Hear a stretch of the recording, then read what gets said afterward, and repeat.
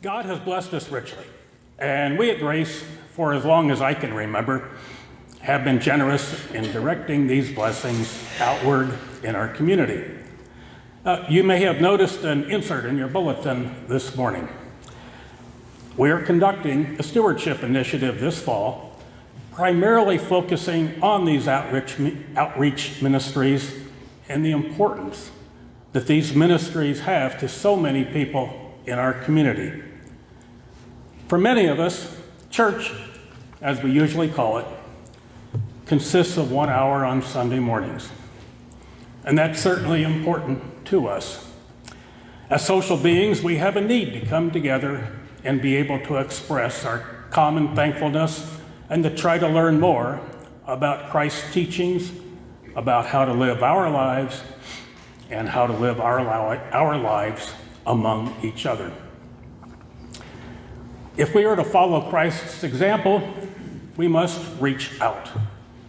Jesus was, among many things, an itinerant preacher, feeding people's souls wherever he went, yes, and sometimes feeding their bodies. That is what our food pantry tries to do.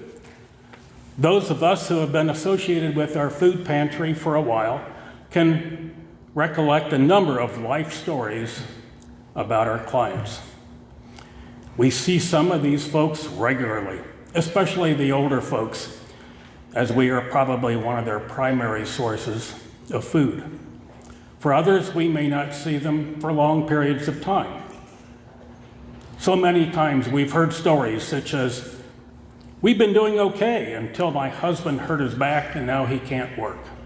This food really helps a lot, and I'm sure glad you guys are still here."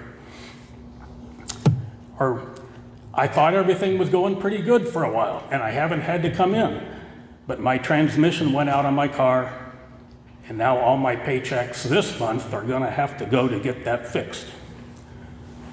We received so many thank yous and bless yous, we couldn't keep count. Recently, we saw a new client that came in with his face bruised and his arm and wrist all bandaged. While driving his motor scooter to work, he said he was run off the road and sustained some significant injuries. He couldn't go to work, he lost his job. If he had health insurance, he lost it when he lost his job. He and his wife have 2 children to feed.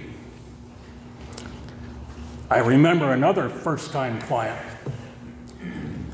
Came in fairly well-dressed, well-spoken, very friendly, very talkative. It was always a bright moment when he came in. And he looked normal in all appearances.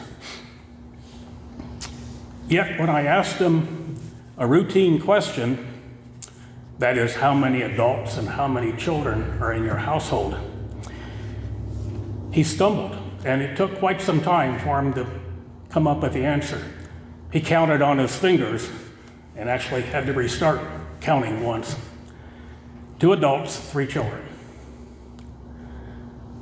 I've not seen Rodney for quite some time, so I sure hope he's doing okay. We don't know everyone's story, but we do know, and people in our community know, that Grace is here to help them when they need it. That is what Jesus teaches us to do. Thank you. Just also mention there will be coffee and cider in the fellowship hall afterwards for anyone who wants to gather. Thank you.